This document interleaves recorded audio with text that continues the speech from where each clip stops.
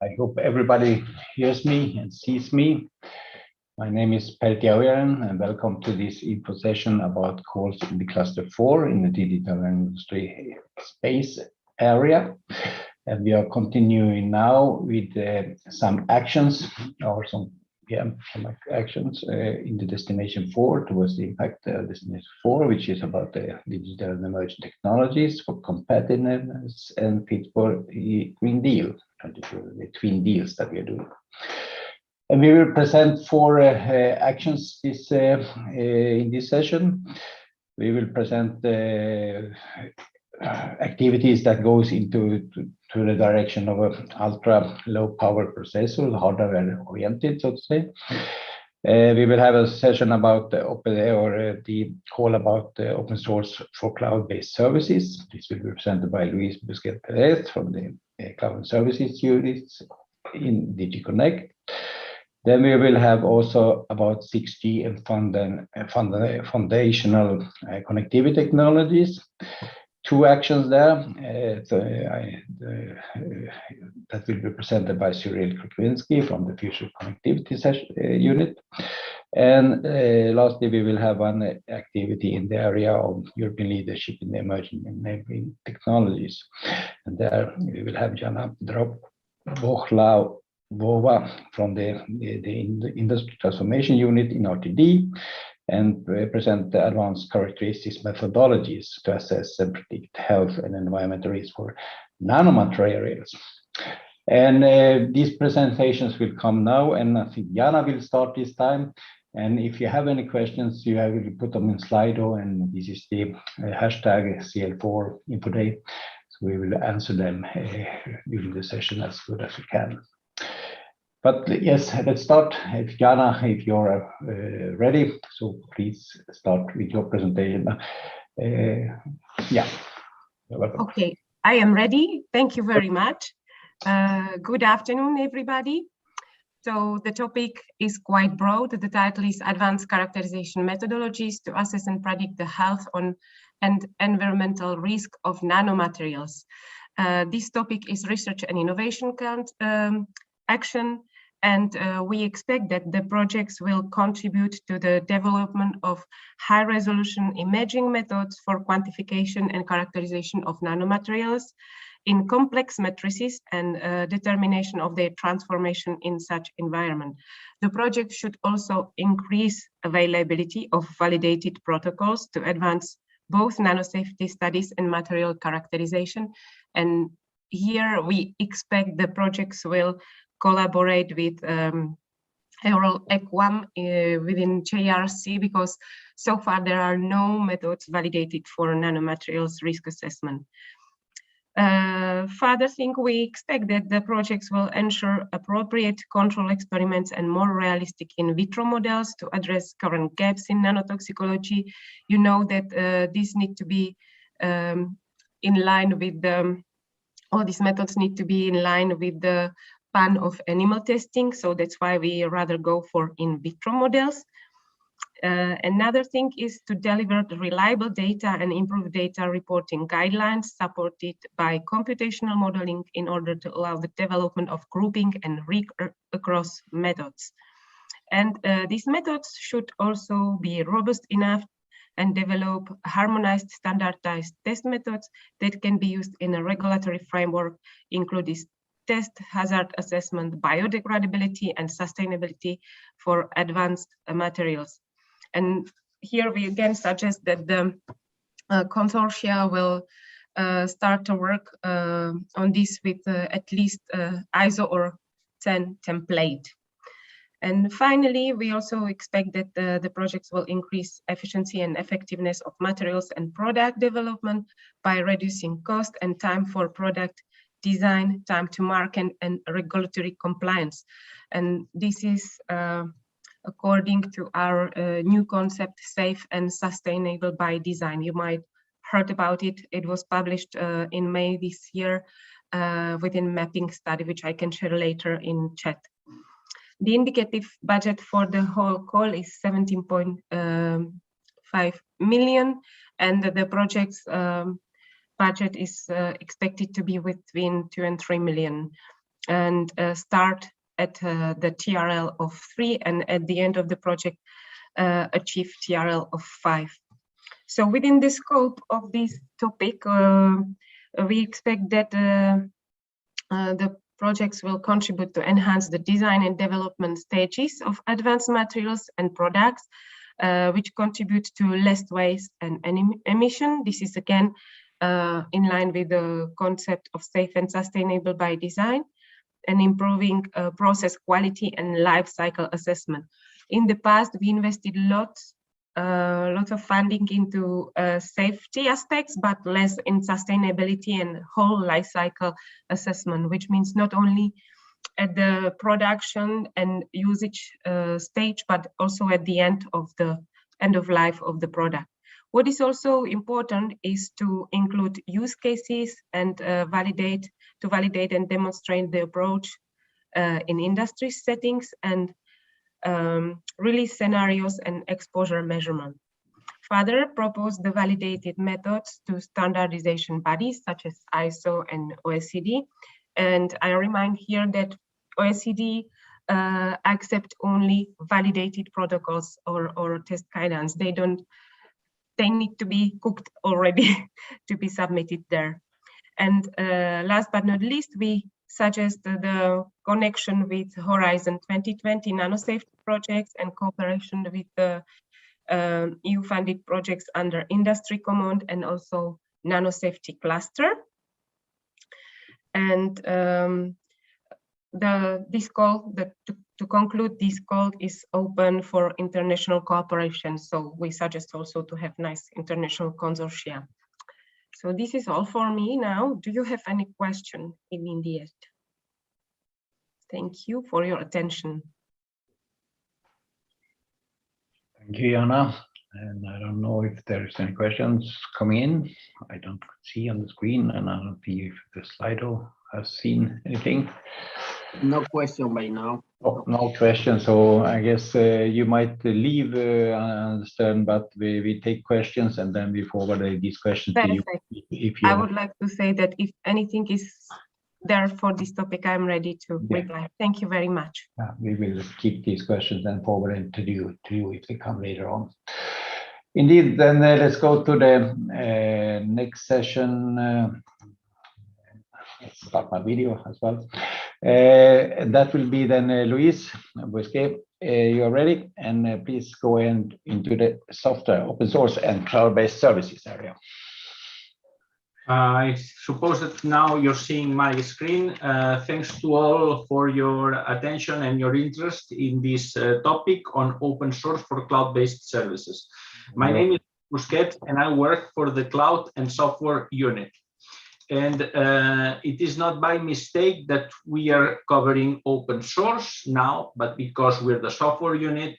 And it's also because open source goes far than what is software nowadays, that this topic covers many different kinds of open source.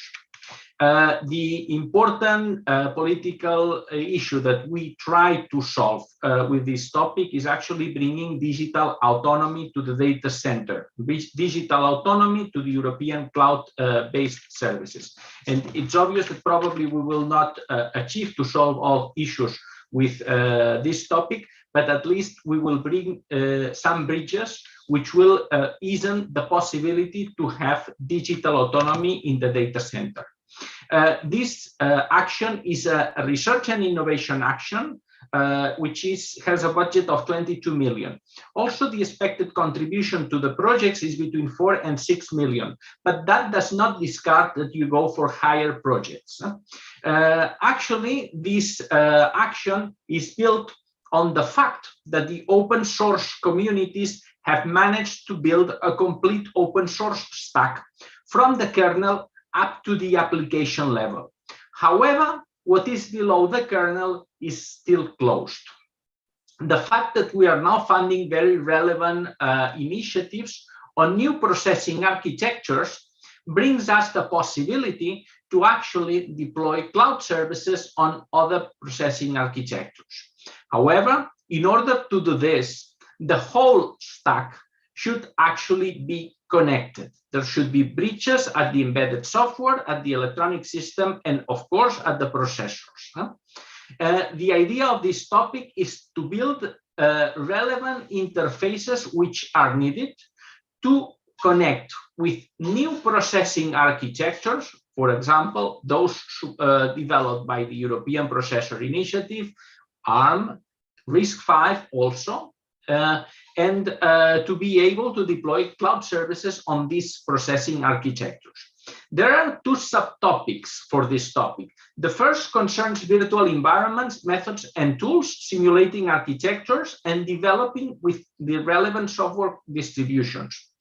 And the other concerns the open source interfaces that connect the processor towards the kernel of the operating system. It is as is working from two directions, from the top and from the bottom, to get the whole connected from the new processor architectures to the cloud services. And if we speak specifically on what are the things that are going to develop, what is wanted, actually, what is wanted are the yellow parts in this picture. First, we would like to make sure that the open source stack is already has already binary forms in many different relevant software distributions, open source distributions, which allow to say that, well, once we have a machine able to run that distribution natively, it will work. So the first line concerning the virtual environment consists in the development of the software necessary to deploy a virtual machine simulating a relevant computing architecture, for example, let's say RISC-V, and to be able to deploy on it open source distributions. So the work to coordinate with the open source distributions forms also part of the work in this in the first subtopic. And this subtopic, of course, is from the top, from the application level to the kernel level, to the moment where you have a binary that you know that can be executed in a RISC-V architecture, in this case, the architecture that I mentioned. On the other hand, the second subtopic concerns the bottom, developing the relevant open electronics interfaces so that we can deploy a server with the processors, the new processing architectures, with the required basic input-output system. And basically these open electronic interfaces would rely on first providing relevant industry standards, such as, for example, DDR4, SATA, PCI Express, also in form factors that are relevant to the server vendors, ITX, but also ATX, mini ATX, eATX, and on the basis of the description of the CPU and the description of the new processing architecture at the level of instruction set architecture, and also at the level of the packaging of this CPU. What we don't want is to develop new interfaces. This is not to start the work from the bottom, from technology readiness level 1 to 3. We don't want to develop standalone modules. No, the modules that have to be developed with the open source electronics interfaces have to be actually modules which are capable of using existing industrial electronics, such as, for example, DDR4 RAM, such as, for example, SATA hard drives, such as, for example, PCI Express cards. We don't want to develop interfaces to unimplemented services. And we don't want to develop open electronics for dominant market established processing architectures. This is already done. This is only open electronic interfaces for architectures which are now relevant and which are now new. This topic is not alone. This topic actually forms part from the cloud strategy and the cloud edge strategy, for which this morning you were briefed by Maria Sakali and Jan Komarek. And it goes together with the destination 3 topics on the cognitive cloud, on the meta operating system, and on the centralized intelligence. But of course, it also has a lot to do with the ultra low power processor. And that's the reason why we are presenting it this afternoon instead of in the morning. As in the same way as the topic wants to build bridges, this is actually a bridge between the two different sorts of technologies that we want to bridge. And indeed, relevant projects related to this are those that have been financed in the area of cloud and software technologies in Horizon 2020. Also, the European Processor Initiative is quite relevant as it presents relevant architecture, but it's not the only one. We are developing open source electronics interfaces, and not only the interface, but actually the repository to be able to develop more interfaces, more electronic interfaces that can be used in computing. Relevant stakeholders for this, you can think of the NRNs, the universities, the supercomputing centers, the data centers, but of course, we expect also the electronics industry and the software industry and stakeholders in the area of EPI to form part of this. And finally, let me just reiterate the importance of this topic. We want to achieve digital autonomy in the data center. And in order to reach digital autonomy in cloud computing, actually, we need to make sure that we have technologies, European technologies available at all the different levels of the stack so that we can deploy and offer cloud services on a complete European stack. That doesn't mean that in the end it's going to be that way, but at least we want to make sure that we have the alternative and that we're not locked in at any layer of the computing continuum with a particular specific technology, but that there is at least another competitive and possibility on S.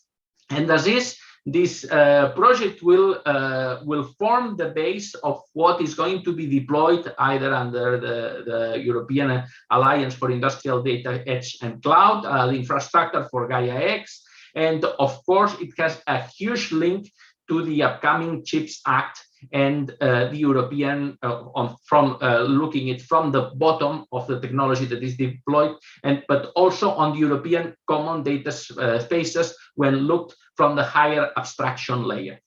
And thank you. That was all from myself. Now, if there are any questions, Pertti, or we should wait for all the presentations to be done.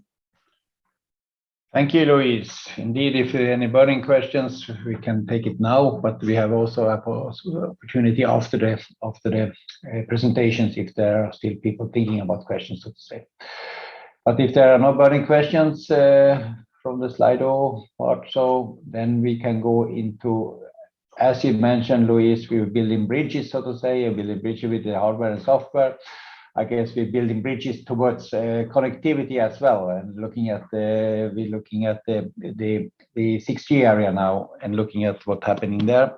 And the first topic will be about 6G and looking at the radio access network and disaggregation of the functionalities. And this will be presented by Cyril Kuklinski. Are you ready, Cyril?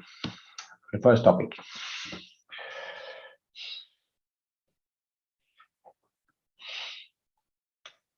You can hear us, or Cyril? We cannot hear you. Are you muted? Okay, I was muted. Sorry. Yeah. Can you see my slide? We see your slide perfectly. Yeah, thank you, Pertti. So good afternoon to everyone. I'm Cyril Kuklinski. I'm working in the Feature Connectivity System unit in charge of 5G and now 6G, and I will present two topics now for Cluster 4, Destination 4. The first one is European enabling technologies for beyond 5G and 6G RAN disaggregated architecture. It's a research and innovation action. I will go through the expected outcomes for this topic and the scope. First of all, we would like to have the availability of European capabilities for enabling mainly hardware and computing and signal processing technologies for beyond 5G and future 6G infrastructure in the context of disaggregated and virtualized networks.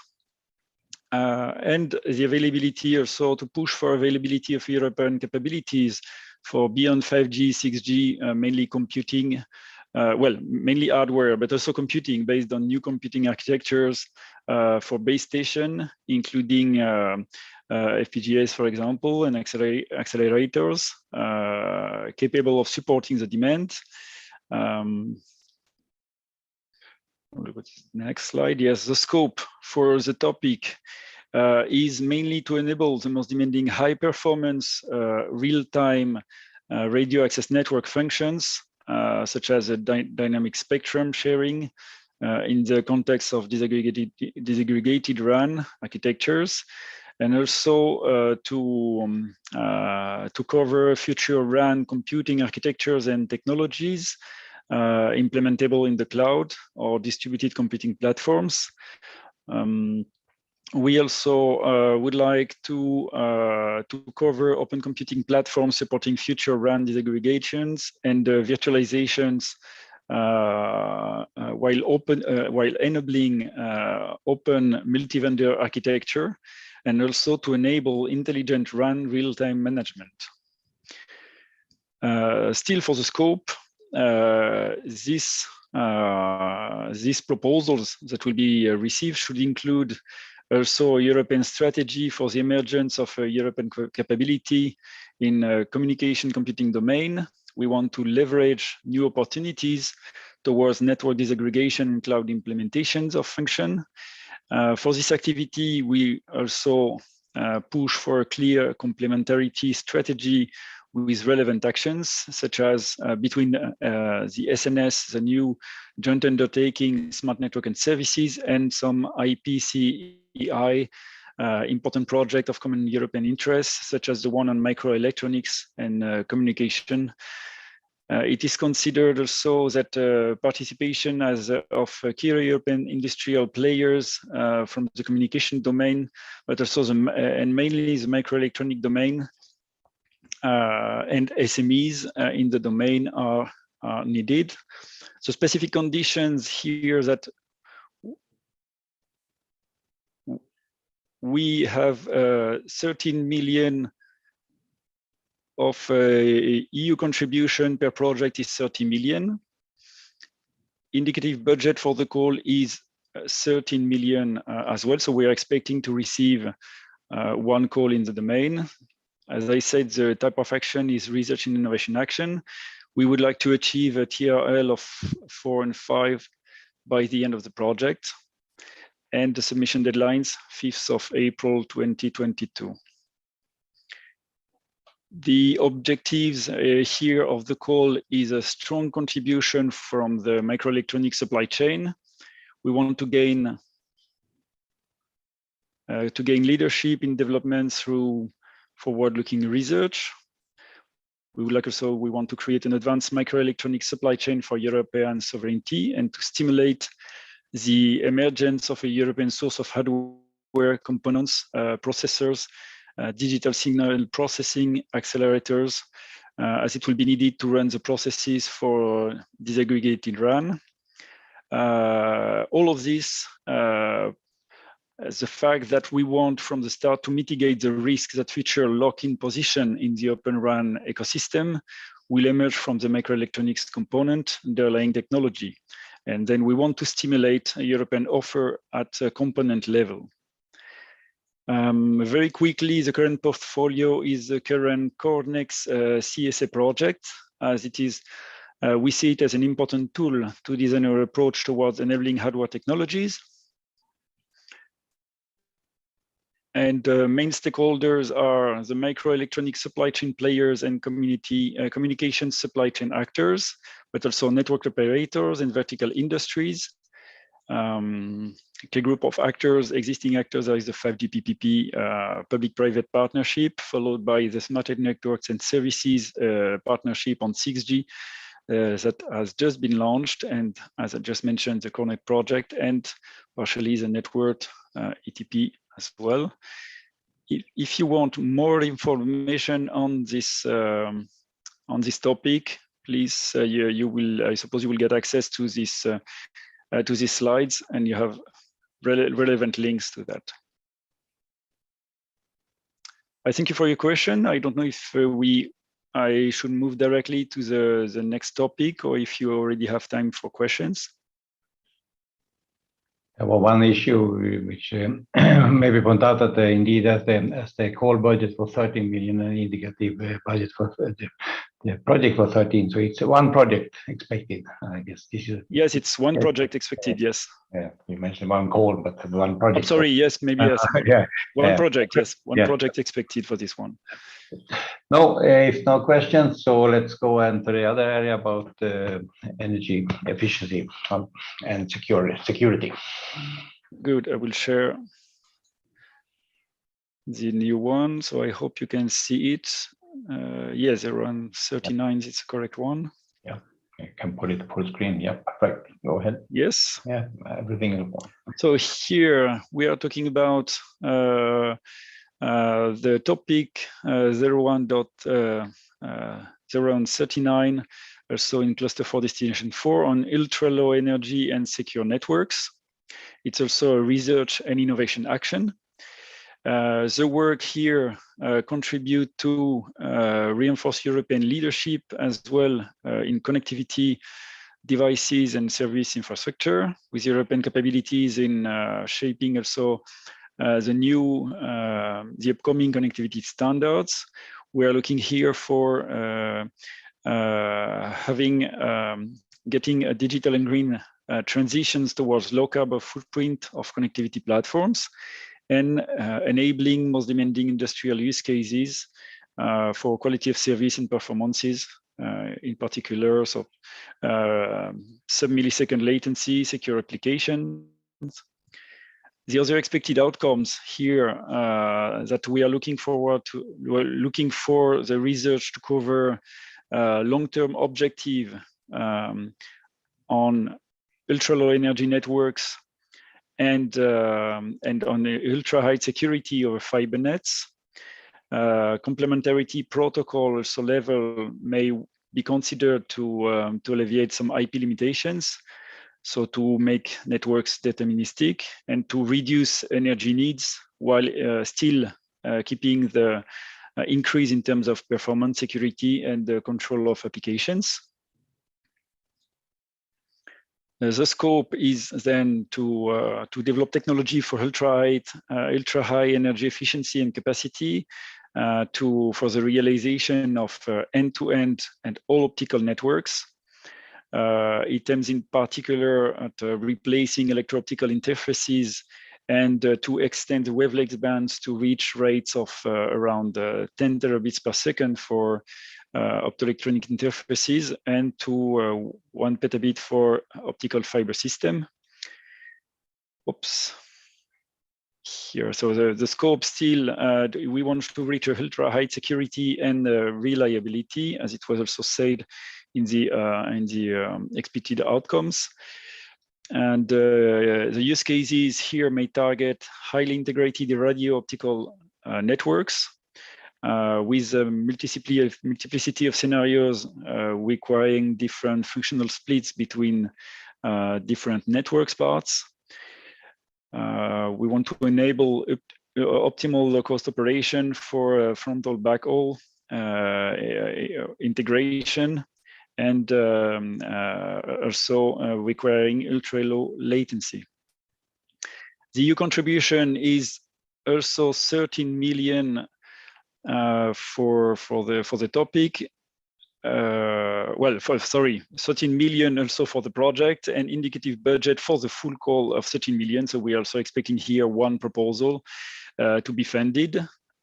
Here we want to achieve also TRL6 by the end of the project, and the same submission deadline as the previous topic.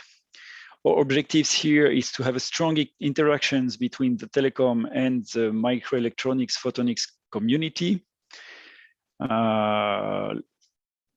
looking at a combined system and enabling technologies perspective. What we also want is an involvement of the security community for the ultra-secure part. What we do not want actually is to have a monolithic community participation with only telecom partners, and we want also to avoid short-term solutions. So optical networks remain here a long-term prospect. The current portfolio of projects are the 5G PPP projects on optical communications. So some examples here that I mentioned, but not, you can also check on the 5G PPP website for such kind of projects. Projects from the Photonics partnership working on telecom optical networks also. So if you looking at working group 1 on Photonics public-private partnership. The main stakeholders and leading players are the telecom and microelectronics community and the security community. The key group of actors are also the PPP on 5G and the new SNS partnership on 6G and the network community. And I give you also some additional links towards the funding and tender portals for applications and also useful links that you well, some that may be useful to you. I thank you for your attention. I'm open to any question for these two topics. I give you the floor, Pertti. Thank you, Cyril. Thank you. Yes, if there are questions. First of all, the slides that we present we put on the Info Day web page, so you can get them there from there later on if you need. There were some questions for the cloud area and software area and to Luis. So maybe we can look at those if we can get them on screen as well. Maybe, yeah.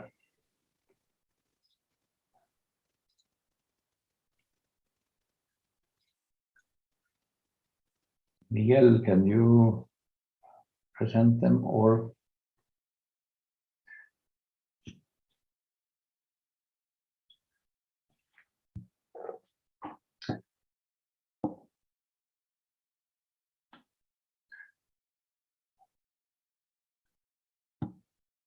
Cannot you see the questions?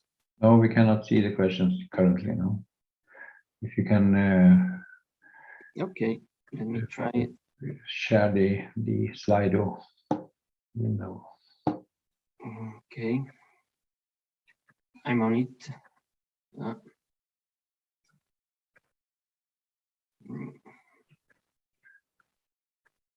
Sorry about it, just 1 second. The Zoom is not working on my side. Okay.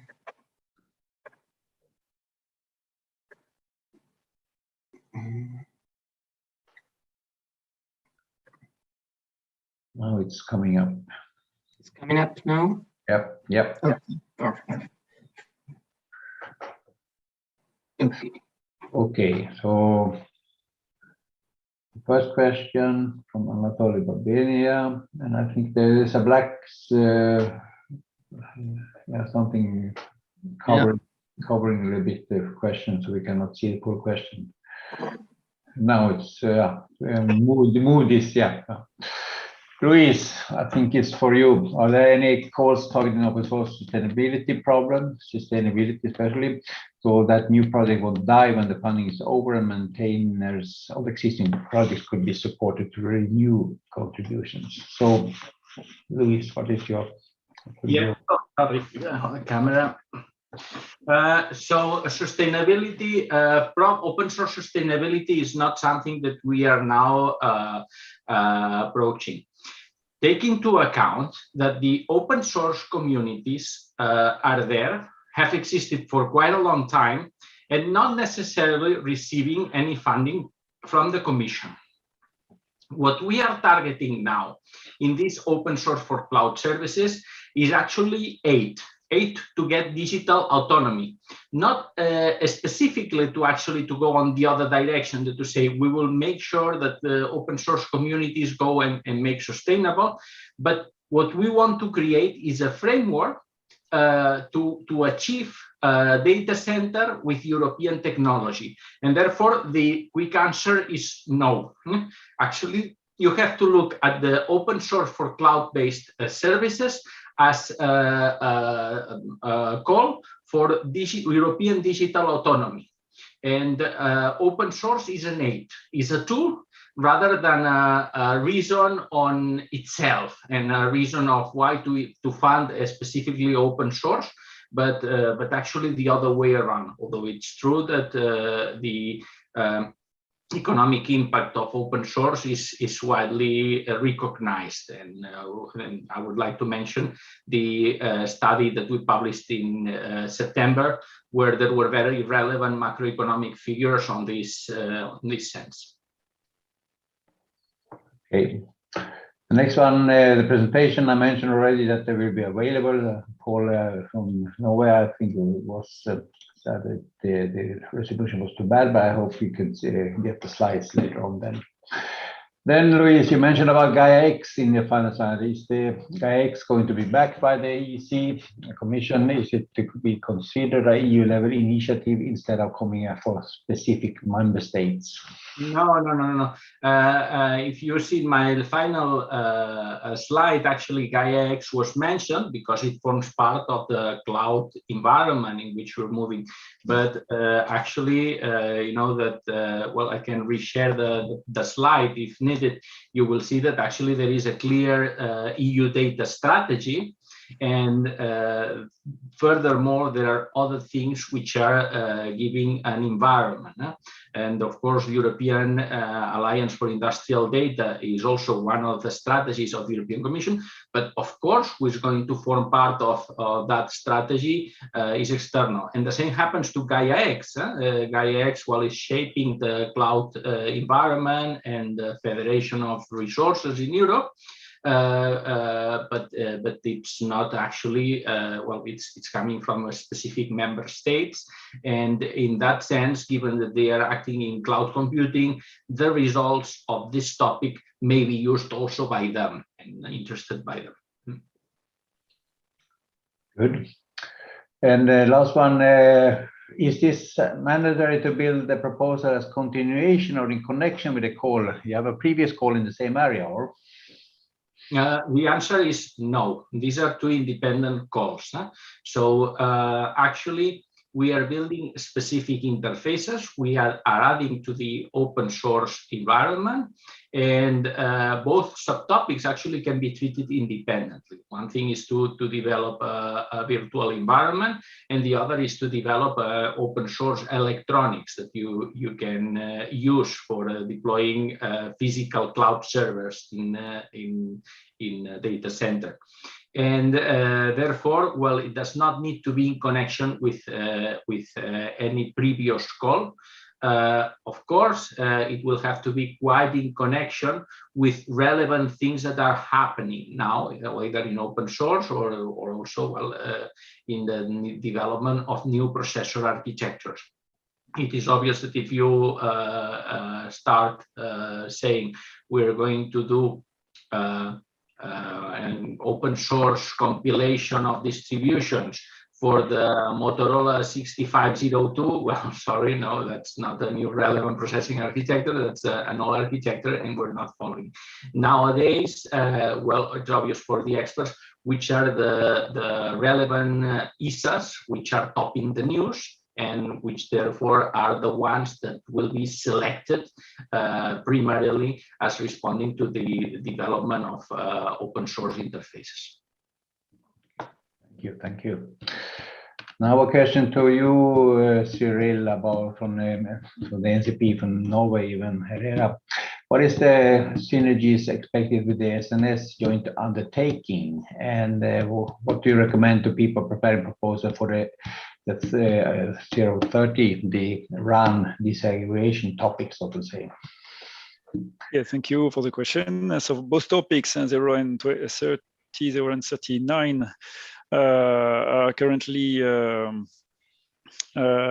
still not yet managed by the Smart Network and Services joint undertaking, but we need indeed to take into account more the complementarity between the future approach of the Smart Network and Services joint undertaking, and as I said in my presentation, the IPCEI, in particular the one on the microelectronics, who develops also component for industries and connectivity aspects with a short-term roadmap. So the SNS has more long-term roadmaps that we have also to take into account. So we want to extend the short-term roadmap of the IPCI to the long-term roadmap in terms of 6G development of the smart network and services. And we are talking here about the development of the technology over the next decade.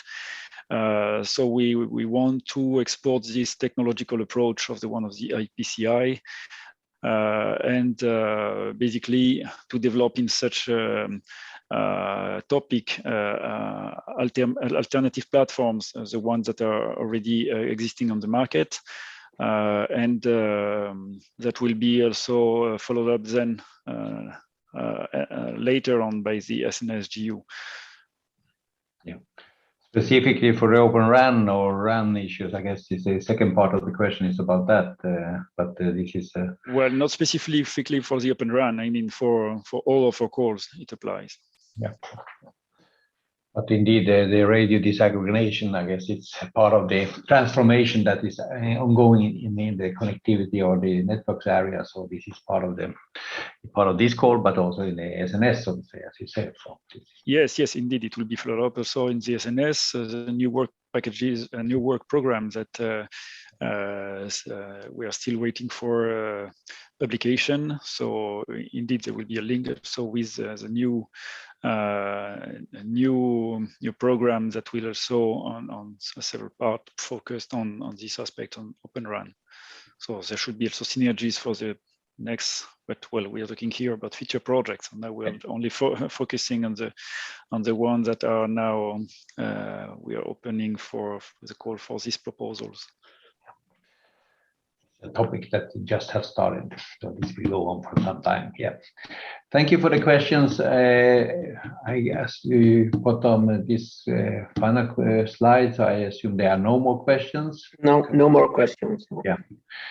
So this will be. So I hope we have answered them, and I guess we can close then and saying again that the slides are available on the website. And further information in the slides for the specific topics, so to say. And we wish you all good luck with your proposals and preparing the proposal for this course. I think we can close this session by now.